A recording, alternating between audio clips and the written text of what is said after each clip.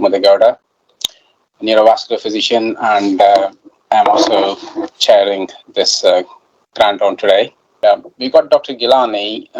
He's one of our specialty doctors in the Clinical Oncology department here at UHNM. He's been with us for over the last 15 years or so, worked previously in Oman and has come into UK for his postgraduate training.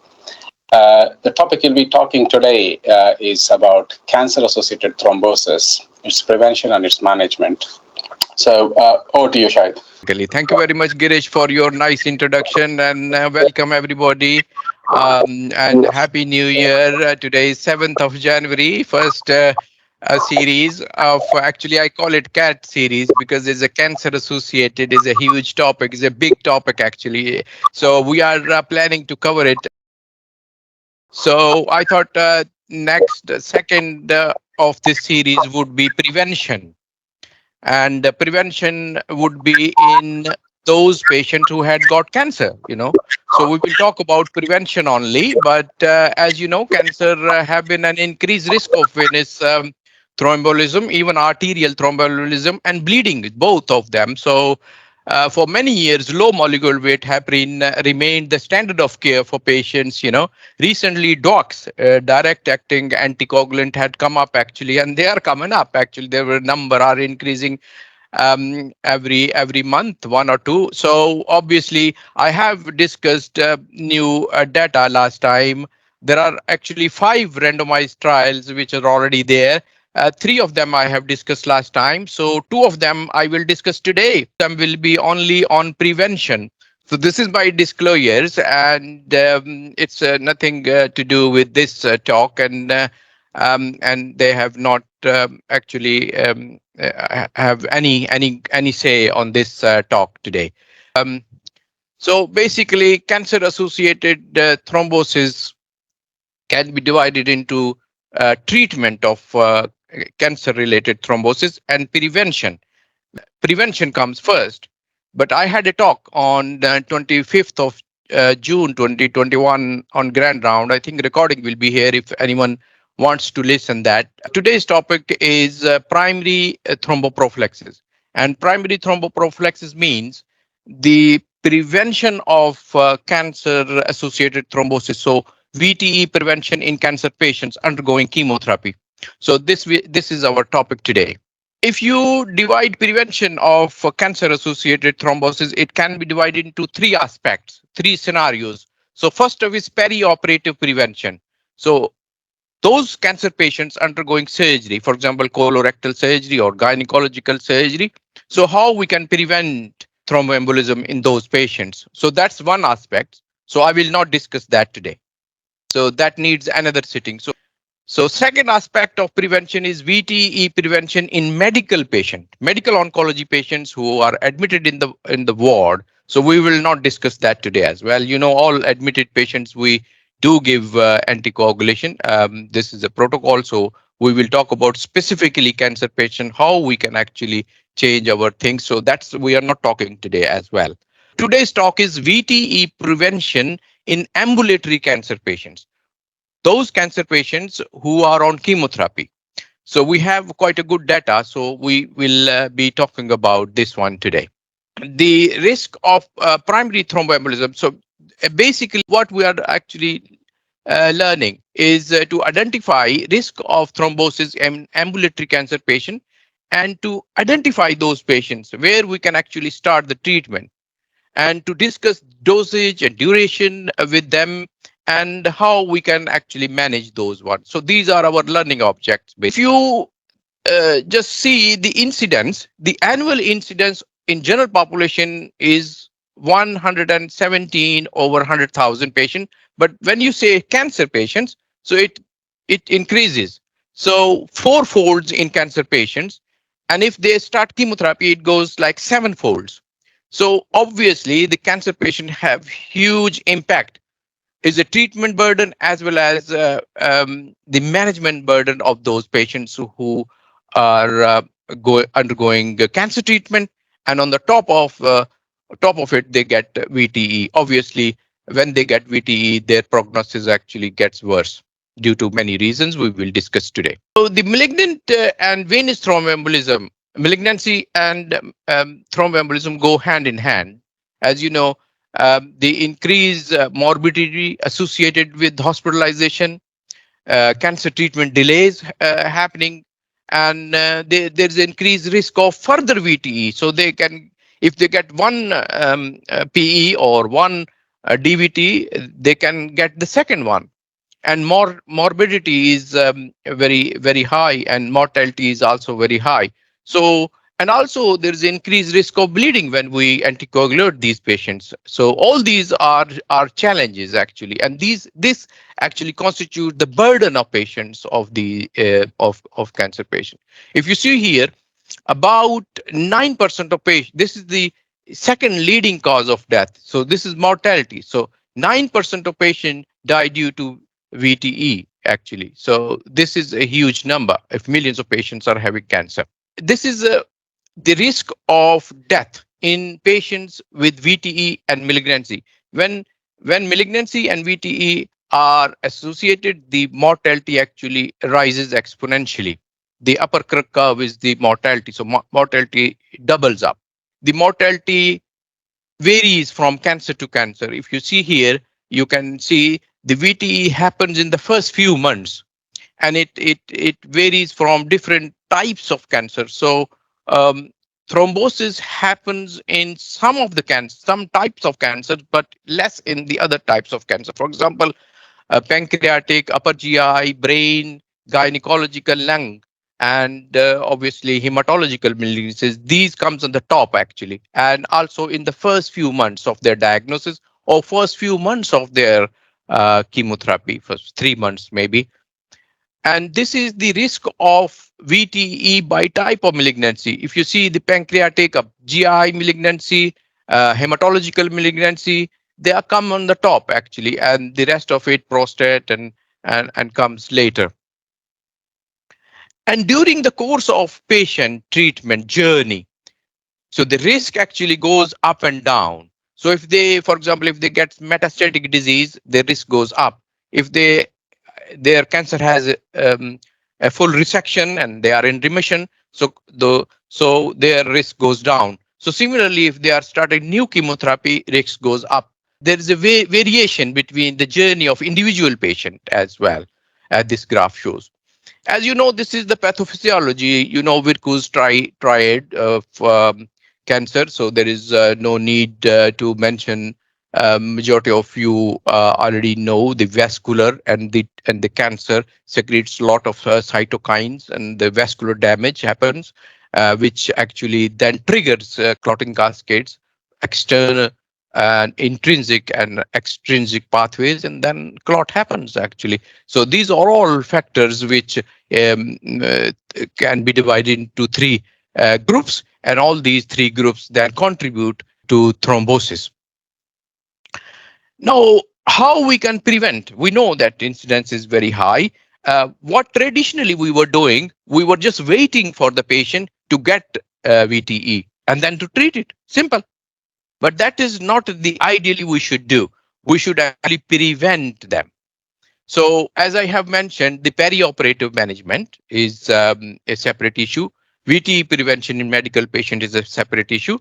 VTE prevention in ambulatory patients who are undergoing chemotherapy is today's talk. I have a patient actually. So this is just to stimulate your brain. 60-year-old male developed jaundice suddenly. He was working as a shopkeeper. He developed some abdominal pain. Histology revealed advanced pancreatic cancer. It was not resectable. So it was advanced stage 3. So his oncologist has recommended systemic chemotherapy for him, FOLFIRINOX. And but he was worried about possibility of venous thromboembolism. So he has consulted you to minimize the risk of VTE when he starts chemotherapy. So what would be your answer actually? Going to the details of the patient, he has no personal or family history of VTE. Medical history is only he is diabetic, hyperlipidemia, a little bit hypertension, and he's thin built. There is no much problem in his biochemistry as well. Hemoglobin is an 11.5, WBC is 12, and platelet is 400. So what you will suggest? This is three options. So reassure his oncologist that he has no history of VTE, nothing else to be done. Just continue the chemotherapy. Second, evaluate the risk of VTE by using predictive scores by like Kurara scores, and then recommend prophylactic anticoagulation. The last one is recommend prophylactic anticoagulation to all cancer patients whenever you start chemotherapy. So what will be the best answer, you guess? I will just leave it at the moment, but I'll go to the next slide. Yes, you are right. The second, the B is the option. This is the history. This is the anticoagulation evaluation. This is we. If you go in last century, early last century, this heparin came up. We have continued warfarin in 1940s and 60s, and then low molecular weight heparin remained the standard.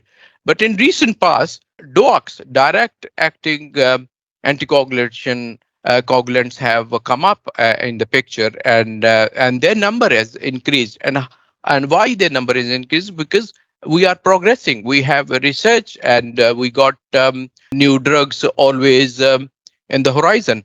We were giving low molecular weight heparin in those patients. So historically, it was used for prophylaxis as well.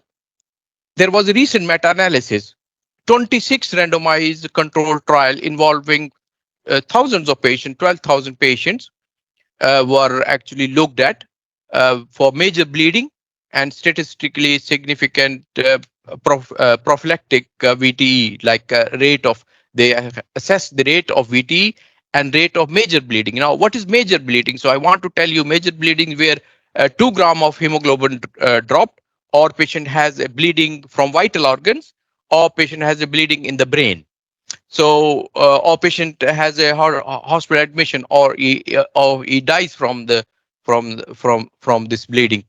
So that's called major bleeding. And non-major bleeding is rest of it. So where he has contacted the patient, and sometimes it's called clinically relevant non-major bleeding. So this was assessment of major bleeding and symptomatic VTE with the low molecular weight heparin. So if you see here, risk reduction is almost half here. And also the major bleeding incidence was not that bad, but there was some bleeding. So bleeding has increased. The event rate in control groups were low, and the absolute of reduction with prophylactic low molecular weight heparin was 2 to 3%. But still, we have the major guideline do not recommend low molecular weight heparin prophylaxis in ambulatory cancer patients. Why? What is the reason? So because the number to treat is the number of patients where we need to treat to prevent one VTE is very high. So it's over 50. So if we have to treat 50 patients with low molecular weight heparin just to prevent one VTE, so this number has to come down. So how we can bring this number come down? And there are daily injections, and there is a fear of bleeding. Obviously, I have shown you the bleeding risk was there. Obviously, this is very, very risky when a patient is getting chemotherapy, and we just tell them, okay, we will also start low molecular weight heparin as a prophylactic. So that's why guidelines are not recommending low molecular weight heparin as a prophylaxis. So how we can stratify this risk? So the recent ASCO guidelines have recommended a scoring system. One of them is Corona's scoring system. Corona's scoring system is quite well validated.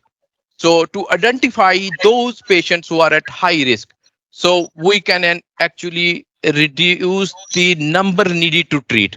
So if you reduce the number needed to treat to, for example, 20 or even less, then we may achieve that what we need. This is actually used to predict the likelihood of thrombosis for cancer patients. So it includes the type of cancer, and it include the blood counts, some parameters, and the weight of the patient.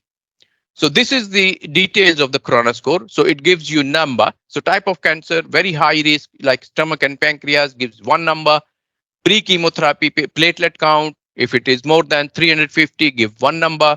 Pre-chemotherapy leukocyte count, more than 11, give one number. If it is less than 11, zero.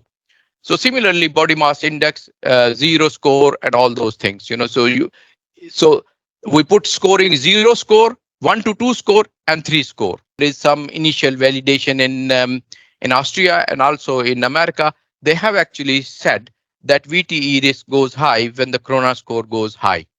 So high risk, more than two is a 2% risk.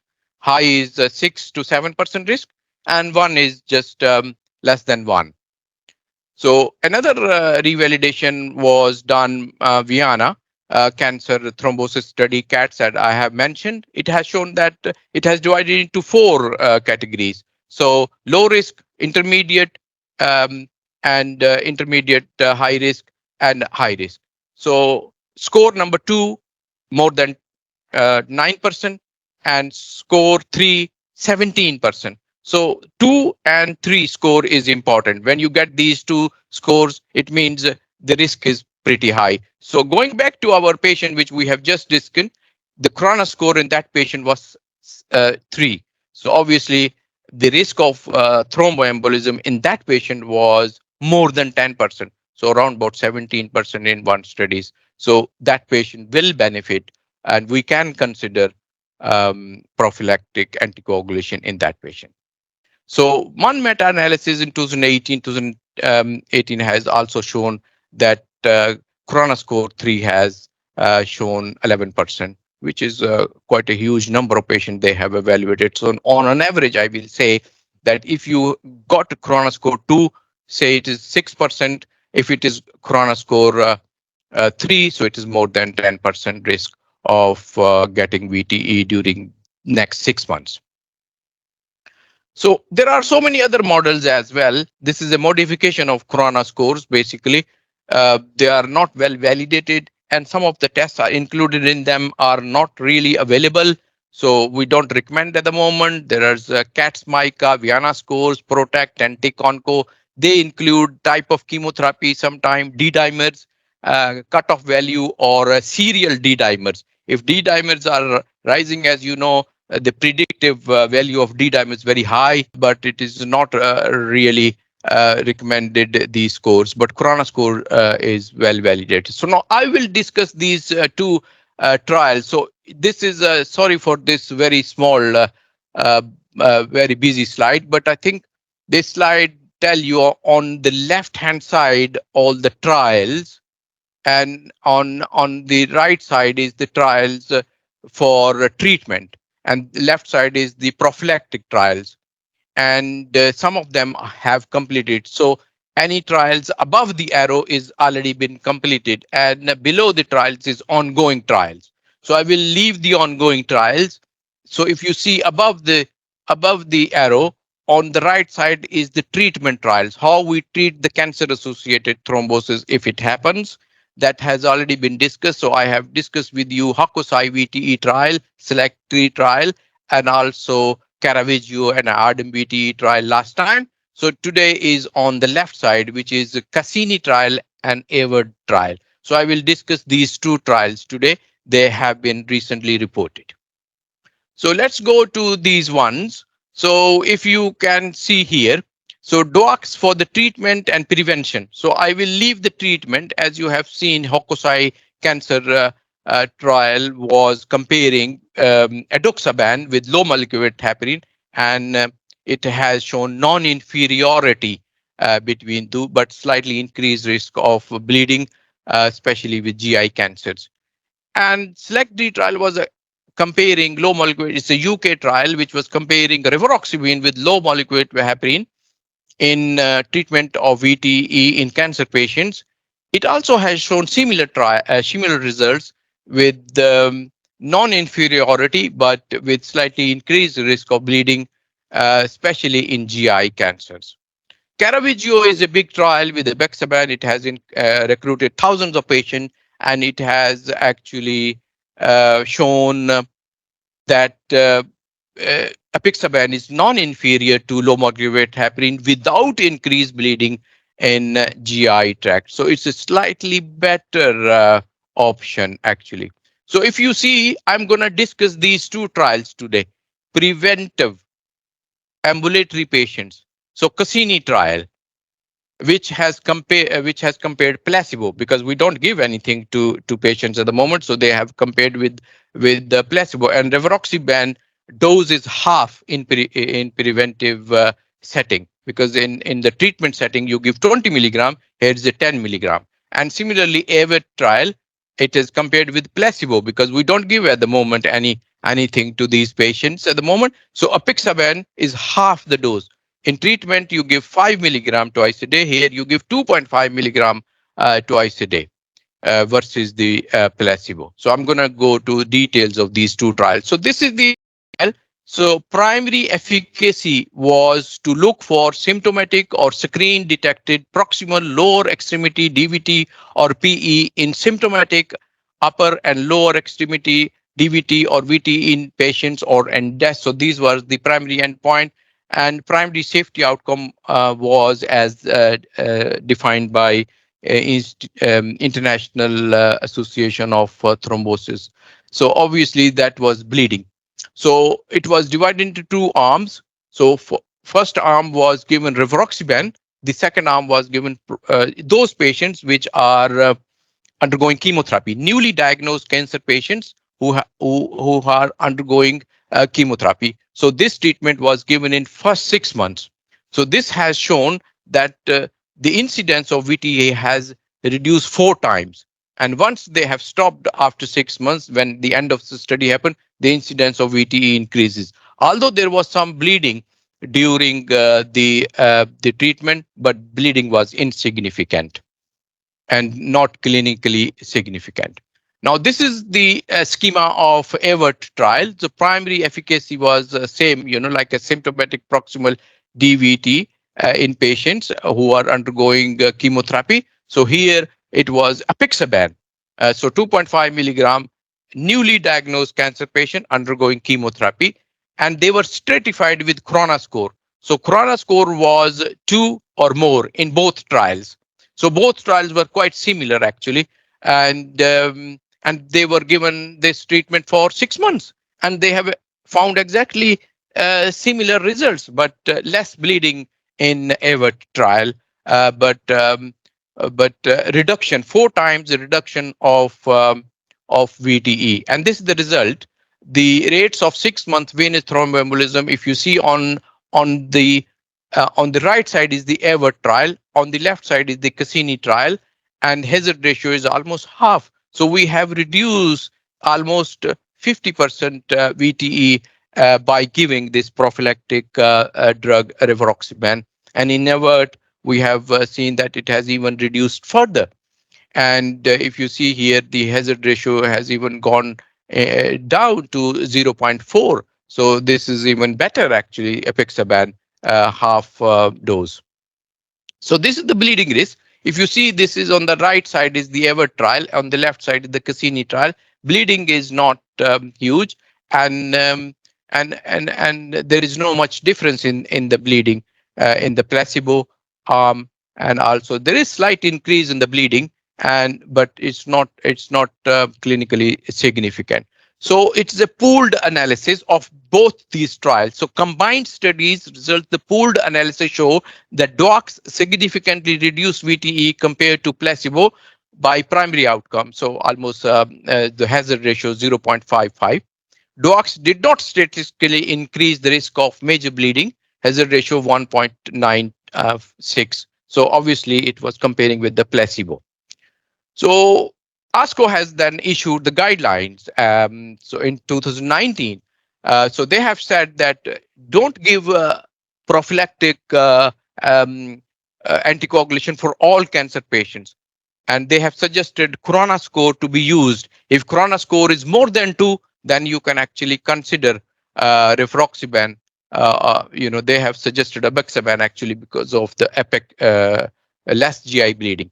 And they have also recommended rivaroxaban and low molecular weight heparin. It should accompany discussion with the patient and also the benefit of harm. This is very important, like a drug to drug interaction. If you are giving the chemotherapy and there is interaction between and patient is not taking anything, or platelet count, I will go to details of these things in detail in a minute. So these things has to be discussed with the patient. And after that, we get guideline after guideline. NCCN is one of them. ESMO is European Society of Medical Oncology, then International Society of Thrombosis, and then Spanish Society of Medical Oncology all has recommended that use corona score. So how to mitigate the risk of VTE in cancer patients? So we can mitigate by stratification to assess the risk of thrombosis. If risk of thrombosis is 10% during the chemotherapy, give prophylaxis using a scoring system. And also you have to be careful in GI bleeding in some of the cancer patients, because uh, some of the trials in the past have shown that DOACs can lead to GI bleeding, especially rivaroxaban, edoxaban. But we have not found much of GI bleeding in apixaban. In myeloma patient, thalidomide, lenalidomide, if we are giving them, it is recommended to give them aspirin, low molecular weight heparin, or apixaban, depending on the individual factors. So this is the basically how we can prevent. But implementation is a problem. So how to implement? So it is another science actually. So who and when to start primary prevention?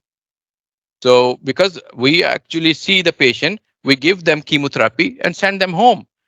So is there a benefit of inbuilt scoring system in the computer? So there are actually some hospitals, they have started inbuilt. So it warns to the clinician or oncologist that this is the patient where corona score is 2. So flagging.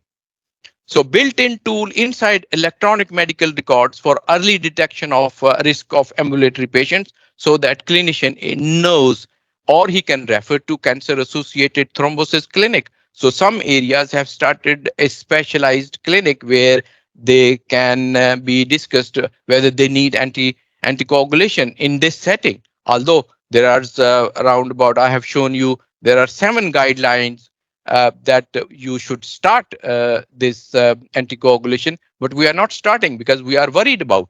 And for what we are worried about, I will show you in a minute. So this is the worrying thing. So when we are starting DOACs, we have to take care of oral intake. If patient is not taking orally, so he won't take DOACs as well. So his renal function test can deteriorate. A single cisplatin can deteriorate his renal function test. Or maybe he's taking the same dose and then anticoagulation effect go high.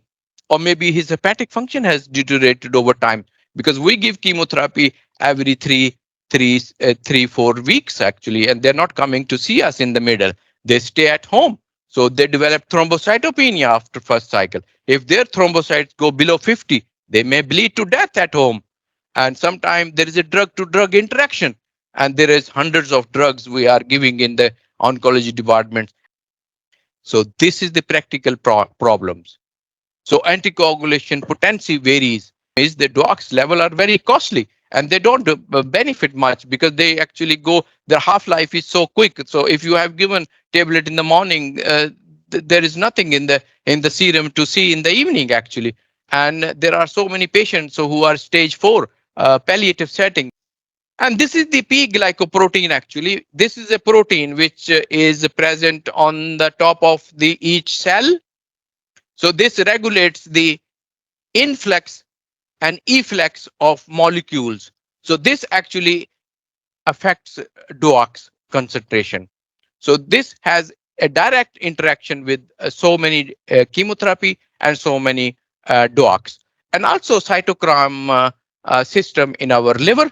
So sometimes cytochrome system actually is suppressed by certain drugs. Even antibiotics can suppress it.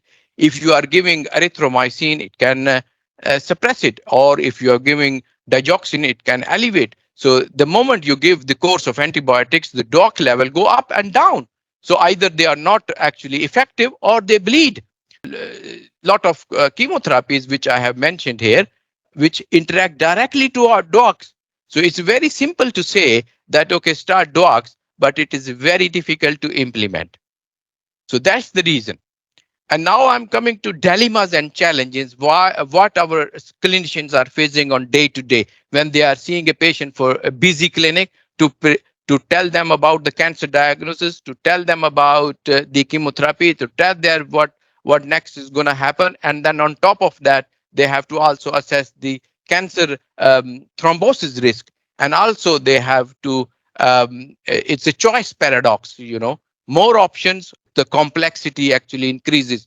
Sometimes we can get overwhelmed what to prescribe, which docs actually. There are renal impairments. There is a catheter associated thrombosis. There are atrial fibrillation. Patient already had atrial fibrillation. They're already on warfarin. They're already on apixaban.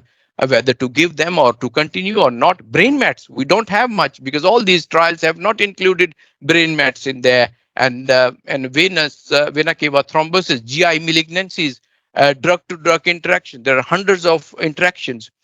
And GI absorption, because patients stop eating. When they stop eating and they get diarrhea after the chemotherapy, they don't have much absorption. So do you give a DOAC, it just goes out. They have vomiting. So it is not effective. So it's not effective. You are satisfied. Oh, I'm giving DOACs. Oh, apixaban, no problem. But patient is not getting any. So this is all the dilemmas. These are all the challenges actually we are facing from day to day clinic. So I have published these guidelines actually how to actually stratify, how to look for this treatment and prevention, and you can Google it. But there is a talk about impact of dedicated cancer-associated clinics where these patients can be managed with a nurse specialist or a doctor who has interest in it, or a pharmacist who can look at the interactions and can guide the patient in the prophylactic setting and also in the treatment settings. And this is an unmet need actually. And what is the unmet need? Unmet need is the drug to drug interactions, thrombocytopenia, hematological malignancies, brain mets, renal impairment, and risk of bleeding. And risk of bleeding comes in the top because when we have seen all these trials, the risk of bleeding, although not significant, but it is there. Because whenever these trials, for example, in Caravaggio or maybe the Hokusai trial, they have actually done composite analysis. So in bleeding is high with the dogs, but they also reduce the on the other side the VTE. So VTE risk goes down and the bleeding risk go high as compared to low molecular weight heparin. And they have done composite analysis, putting these two together. And then they have said, okay, now we are equal to low molecular weight heparin. If you go to nitty gritty, you will see the bleeding risk is high with the DOAC, but they reduce the VTE as well. So the most important thing is the bleeding risk when we prescribe this one. So fear of bleeding from anticoagulation is the most important major unmet need we are facing at the moment. We need something which actually does not cause much bleeding in patient, and also we achieve the anticoagulation effect. This can only happen with the research from bench to bed. So our colleagues are working day and night in the laboratories, and they have found this. They have found that if we actually, all these DOACs act on the other side, like they inhibit factor 10, or dabagatine actually act directly on thrombin. But this is the factor 11, which is physiological. If you see here, if we inhibit, there are a lot of studies done on factor X. So this is future. So a lot of studies have been done in phase 1, phase 2 animal studies, and we are in phase 3 at the moment. We have actually found some antibodies affecting factor X. So we block factor 11. So if we block factor 11, we are actually achieving physiological thrombostasis. So it does not cause bleeding by giving those drugs. which inhibit this factor 11. So one of them is albemacycline. So this is one of the drug which has been shown promise, and we are actually looking for this drug to be part of our clinical trial.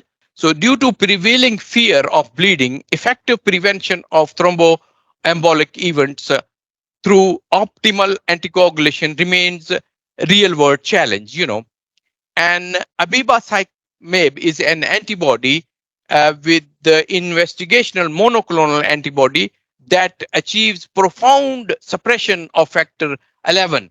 It could be next generation anticoagulant with the potential to provide protection from arterial and venous thrombosis and less clinically significant bleeding.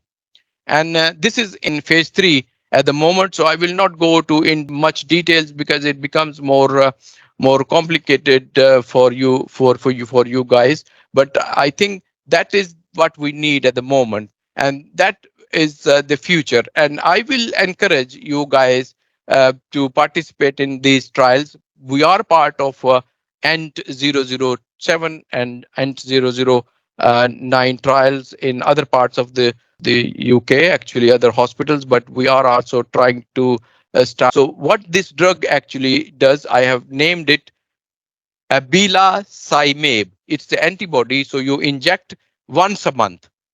So this trial is going on, and it's comparing with either low molecular weight heparin with cancer associated thrombosis, or are comparing with apixaban, because these two drugs are standard care at the moment. So we are comparing with the standard care. So that trial will tell us whether we achieve this with less bleeding and the same efficacy. Because in phase 2 and phase 1 studies, this drug, which inhibits factor 11, this is antibody to factor 11, it's only given subcutaneously once a month, 5 injections for 6 months for initial trial. So we are expecting 1,200 patients to be recruited all over the world. Basically, there is 11 countries who have agreed. UK is one of the country, and University Hospital North Midlands would be a hospital if we agree that we will be happy to start this trial here. We are at the level of site assessment at the moment. Let's hope, and let's hope for the best that this trial gives us some more information. If you have any questions, you can ask me. I think I have managed to just highlight the prevention aspects only in ambulatory cancer patients undergoing chemotherapy. Thank you very much. Excellent talk, Shahid, as usual. Thank you very much for this useful information. In the front door acute on-call, medical on-call settings, these are the situations we tend to face on a fairly regular basis. We'll take questions now. I think Amir's put in a question asking, what are the common sites of bleeding in those who actually suffer with bleeding associated with the treatment for CAT? We are actually in era of DOACs. So with low molecular heparin, we have a very good experience, and all of you are well versed of low molecular heparin and the site of bleeding with low molecular heparin from anywhere from you usually is a cancer, for example, stage 4 cancer, brain or GI bleeding. But with the docs, individual drugs matters. So with the rivaroxaban and with the edoxaban, it was a GI bleed, and also it was a urinary tract bleed.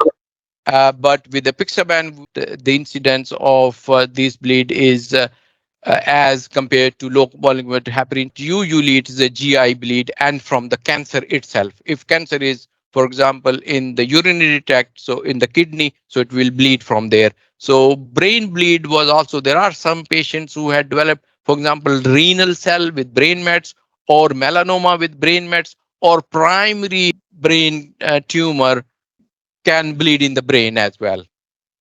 Yeah, Habib's asked a question whether there's any difference of risk profile regarding bleeding amongst the NOACs.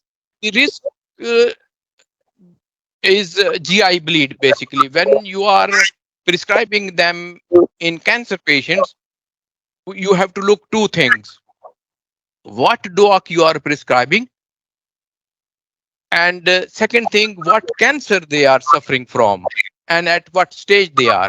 If they are stage 1 and stage 2, incidence of bleeding is negligible. But if they are stage 4, there is a GI cancers, like a stomach cancer, esophageal cancer, colonic cancer, or pancreatic cancer. So incidence of GI bleed is high with edoxaban and rivaroxaban. It has shown in select D trial that the patient who bled was suffering from GI cancers, and this is related to the DOAC and also related to the cancer. There is no increased GI bleeding with the bixaban. It is comparable with low molecular heparin, and sub-analysis have shown that it can be used in cancer patients safely, but you have to always discuss with the patient. Or Dr. Satur, do you have any idea of thromboprophylaxis improves survival in patient considered palliative care? Uh, no, the if patient is for palliative care, thromboprophylaxis them is not. There is no there is no data available for thromboprophylaxis in palliative setting. Even there is no data available for ordinary setting, leave alone the palliative care setting. The only data available in thromboprophylaxis is those newly diagnosed patients who are undergoing chemotherapy with Corona score 2, and that also does not give us mortality data. That only gives us primary outcome, which is the incidence of VTE.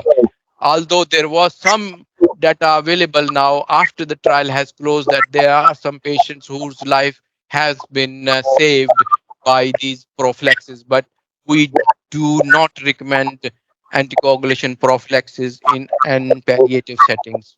Treatment is different. If someone is have already a pulmonary embolism, already they have DVT, that can be treated basically, and treatment data is only available up to 6 months. Beyond 6 months, um, there's no data available.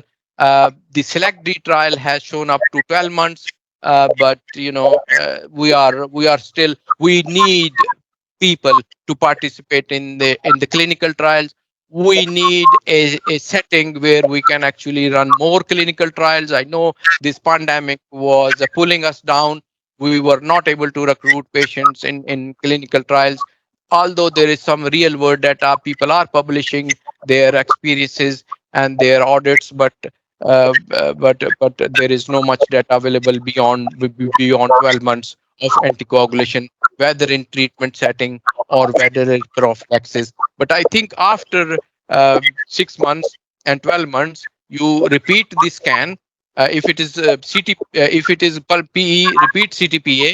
If it is DVT, repeat ultrasound scan for a clot. If clot has gone, you can actually continue prophylactic setting, in prophylaxis lower dose, like if low molecular heparin 5,000, if it is a pixaban 2.5 milligram, half the dose for some time until they have a risk. If their risk is gone, like their metastatic disease is in remission, or their chemotherapy has stopped, then you can actually discuss with the patient considering stoppages. But nowadays, people are not encouraged to stop it because they can get recurrence of VTE. So that's why we encourage them to continue at least prophylactic dose. A good discussion with the patient is needed, and that needs a time. I think that is the purpose of cancer associated clinic, where a separate nurse, a separate doctor who is only managing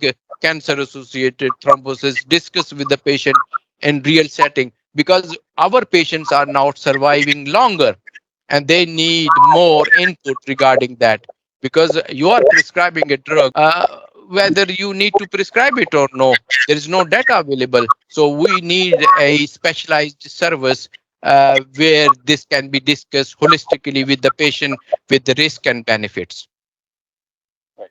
Thanks. Shahid, I've got one question for you. At this point in time, have we got anything that can be monitored in the community for CAT in the malignant patients? Do we have anything running in the community at all? No, we don't have anything in the community. So we have cases in where we continue them, a clinician continue them, and it's very difficult to monitor basically when they are on chemotherapy or when they are seen only after 3 months, for example, after stopping the chemotherapy. So how we monitor them, how we monitor their platelets if they are on an oral chemotherapy or oral targeted therapy. There are I have shown you the details of. Targeted therapies we are using, immunotherapies we are using. There are in hundreds actually. There is no way. We hope that there might be a service where we may be able to start, which already has been started. That is called Cancer Associated Clinic, where that has close liaison with the patient and their monitoring of anticoagulation. Because our patients die very quickly. They have PE at home, they die, and that's it. We say, okay, can patient has died due to the cancer. And recently, the data was presented in our parliament committee, and they were astonished after looking at this that so many patients are getting PE in the community, and we need to know how many patients are actually dying sevenfolds. Their incidence is sevenfolds actually when they are on chemotherapy. This is overall figures. Okay, I mean, in terms of the chemo, sorry, I got one more question. We're talking about targeted immunotherapy, which is obviously prolonging life, particularly with breast cancer patients and things like that.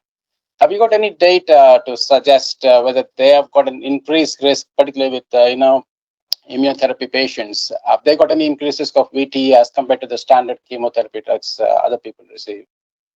There are some chemotherapies which have increased risk. For example, cisplatin, tamoxifen, gemcitabine, cisplatin, carboplatin. These kinds of chemotherapy, they have highest risk. Then there's a medium risk. Then there's a low risk. And also it depends on the stage of the cancer, whether the patient is stage 3 or stage 4. Stage 3 and stage 4 patient have high risk of VTE, and those patients stage 1 and stage 2, where the resection has already been done and they are in remission, the incidence goes down. So there are lots of factors actually, and also patient factors are also very important, and also drug to drug interactions are also very important, and they are also getting some drug which interferes this with cytochrome or interferes with the P glycoprotein, which can affect their level, and that is very important. I think these monitoring is very much vital. Without the monitoring, it's very difficult to manage these patients. I think we've got one more question. Hopefully, last this one. Habib is asking again the safety use of Vte prophylaxis in patients who got brain metastasis. I think you mentioned that earlier on. There's an increase in this group of patients. Yeah. First of all, the brain mets patients were excluded in the AVERT trial, and they were not included in the Cassini trial as well. So both of them were excluded. And also the brain mets and also those serious patients. When I see patient with the DVT here, I have like a 70-year-old patient who is on polypharmacy on hundreds of drugs, like 10 drugs, and he is having renal impairment as well. He's diabetic, he's so many comorbidities, and on top of it he is on anticoagulant as well. So it is a problem, and if they develop a brain mets, it is very difficult for them for prophylaxis. Even the treatment, actually prophylaxis comes later. Prophylaxis, we are entering to prophylaxis area now. I was never talking prophylaxis until the Cassini trial came out. Nobody was talking prophylaxis. We were only try to treat the patient who had developed VTE actually. So, but even the treatment is very difficult with brain mets. So we are actually we don't have much data. So we need more data. Only we data with brain mets we got from real world situation and real world analysis. So I will be very cautious in treating brain mets with prophylactic anticoagulation. We got got one more question. Lakshmi is asking, have you done any audits in recent years at UHNM in terms of difference with the onset of COVID pandemic setting in? Has the COVID made any difference at all with regards to your CAT related we problem? have we have not done any specific audit, but there are audits available, and I think there are. I was recently studying one audit that has been done in UK actually, and they have found there is increased incidence of venous thromboembolism during the COVID. Maybe it is related to the virus, or maybe it was just related to the vaccination. We don't know, and the nature of these thrombosis is slightly different as compared to the one we were used to see. So mostly they are arterial. They are in the areas where we have never seen, like cavernous sinuses, or maybe in the renal artery. So we were not used to see these kinds of VTE in our cancer patients. But during this pandemic, we have seen. Right. Thank you so much for all this great info, Shahid, and we look Thank you. forward to you again. I think we'll conclude for today. Have a good weekend, guys. Thank you. Thank you, everybody, for listening.